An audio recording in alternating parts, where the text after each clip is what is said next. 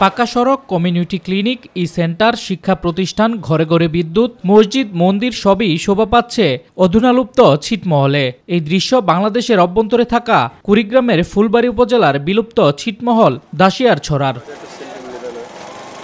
এখানে বসবাসকারী প্রায় 15,000 মানুষের সকল মৌলিক চাহিদা মিটিয়ে জীবনমান উন্নয়নে বিভিন্ন প্রতিষ্ঠান গড়ার পাশাপাশি নানা কর্মসূচি নিয়েছে সরকার।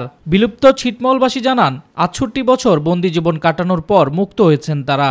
আমরা বন্দি জীবন থেকে মুক্তি পেয়েছি, আমরা বিদ্যুৎ পেয়েছি, স্কুলের কার্যক্রমগুলো চলছে, কালভার্ট, ব্রিজ এগুলো চলছে। আবার মূল পরিচয় হয়েছে যে আমরা বাংলাদেশের নাগরিক, এটা আমরা গোপনে ছিলাম। এখন আমাদের বাড়ির কাছে স্কুল, রাস্তাঘাট সুন্দর, বাড়িতে পড়ালেখা করার জন্য বিদ্যুৎ হয়েছে, তাই আমরা অনেক আনন্দিত।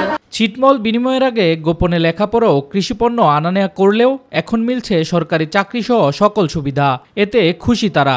এখন সব দিক দিয়ে সকল সুযোগ সুবিধা, স্বাস্থ্য সেবা আমরা পাচ্ছি।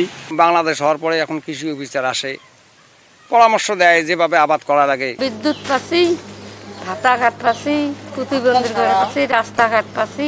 দীর্ঘ আন্দোলনের পর মুক্তি পাওয়ার দিনটিকে স্মরণীয় করে রাখতে এবারও নানা কর্মসূচি পালন করছেন বিলুপ্ত ছিটমহলবাসীরা।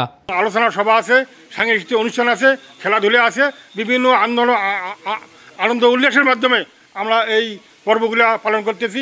আগামীতেও তাদের জীবনমান উন্নয়নে সুনজরের কথা জানান উপজেলা নির্বাহী কর্মকর্তা।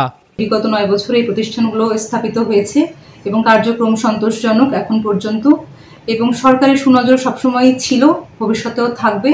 2015 সালের 31 জুলাই বাংলাদেশের অভ্যন্তরে থাকা ভারতের 111টি ছিটমহল ও ভারতের অভ্যন্তরে থাকা বাংলাদেশের 51টি ছিটমহল উভয় দেশের মধ্যে বিনিময়ের মাধ্যমে নাগরিকত্ব ও জাতীয়তা পায় সাবেক ছিটমহলবাসীরা।